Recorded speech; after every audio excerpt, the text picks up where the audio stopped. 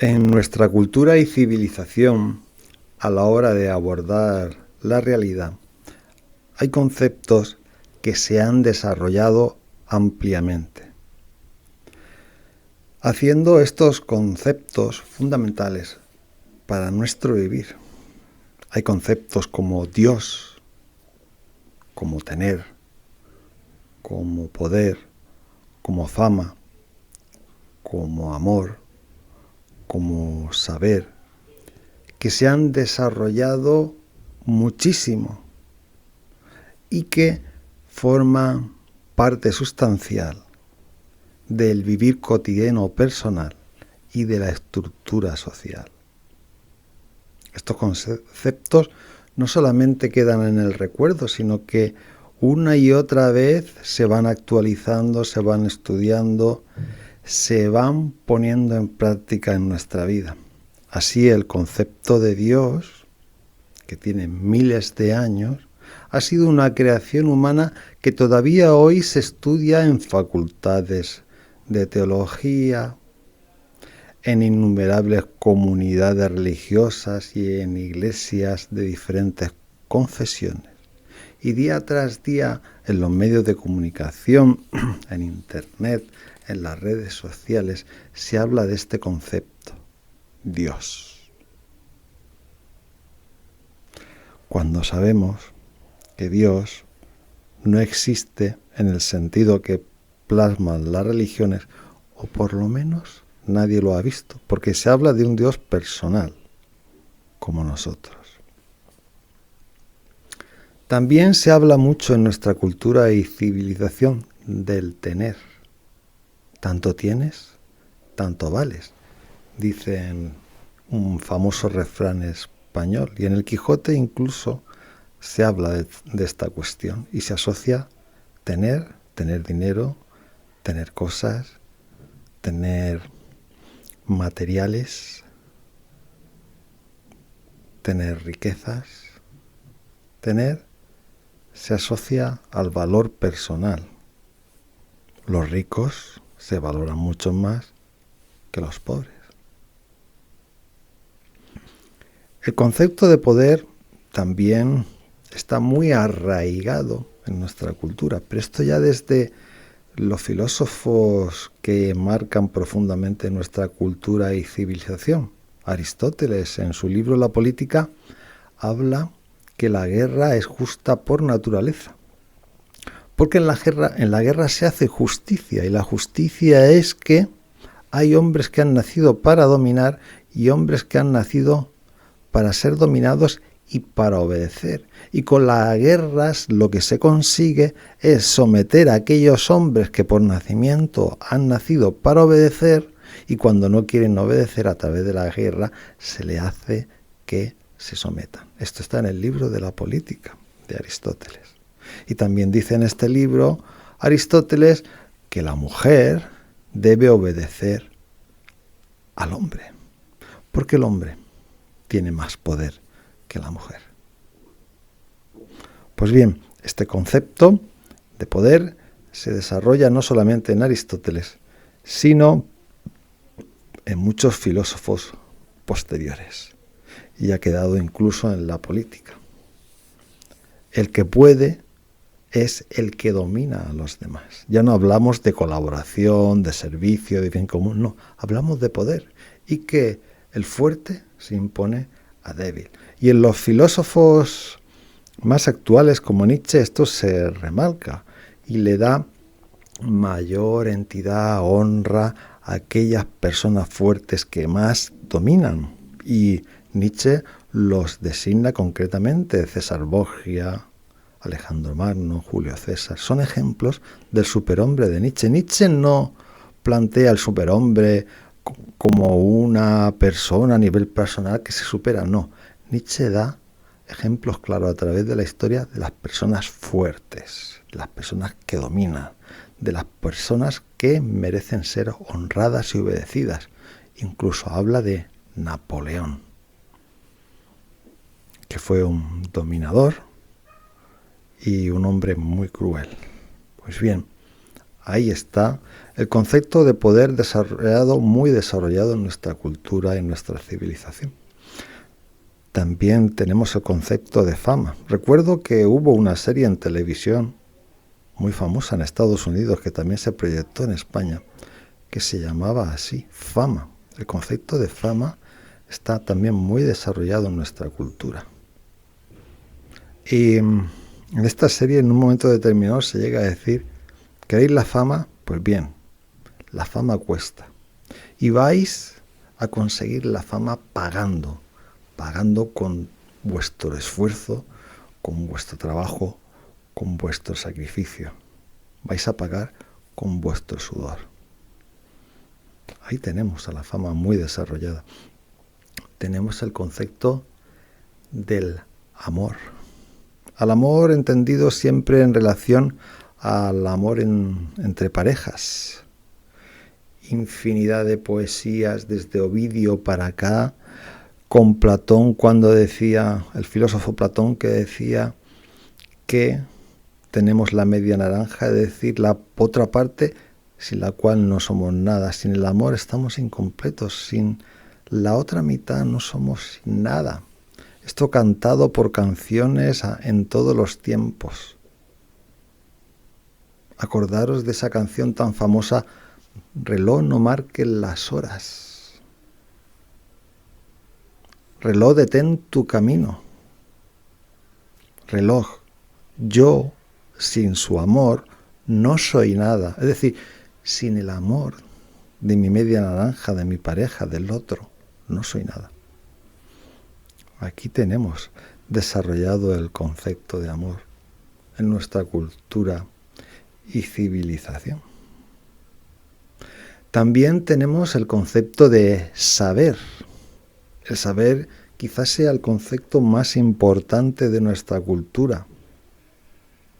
Porque el saber en Platón, en Aristóteles y en muchos filósofos después se asocia con la ciencia.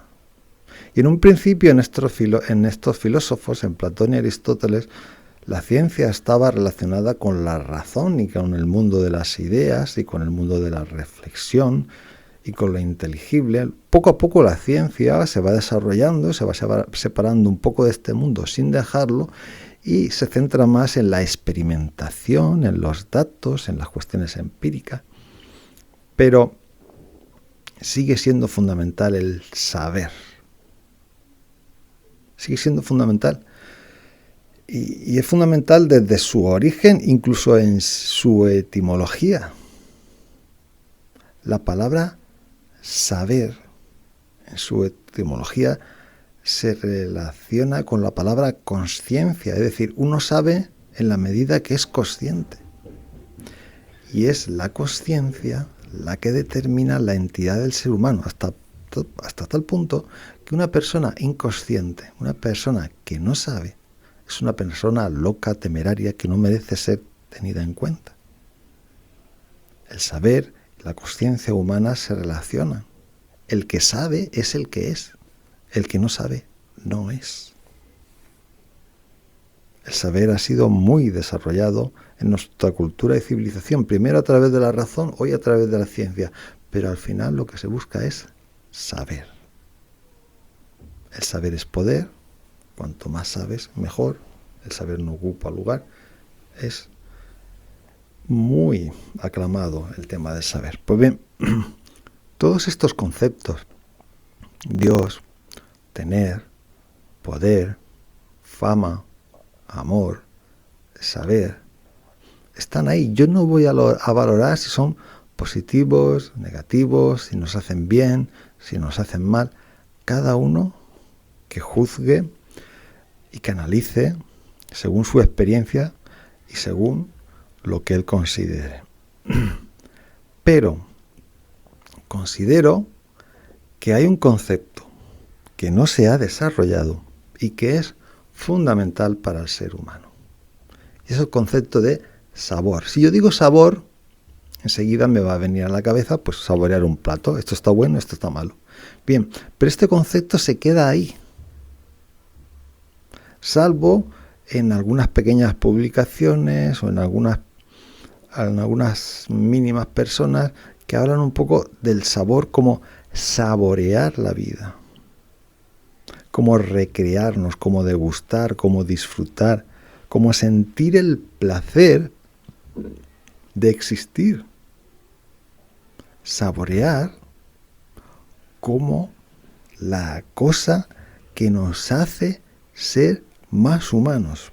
Este concepto no ha sido desarrollado en general, si bien hay algunas personas que sí que hablan de ello, pero en general el concepto de sabor, de saborear la realidad, de disfrutar de los gozos de la existencia, de darle una importancia fundamental y trascendental al sabor y al saborear la vida, y a esto relacionado con el bienestar, con la salud, con las relaciones amigables, esto está por hacer y creo que es fundamental, porque más allá de Dios, de tener, de poder, de fama, de amor, de sabiduría, el sabor nos ayuda a disfrutar profundamente de la vida, a sentirnos bien, a sentirnos plenos, realizados y con gozo,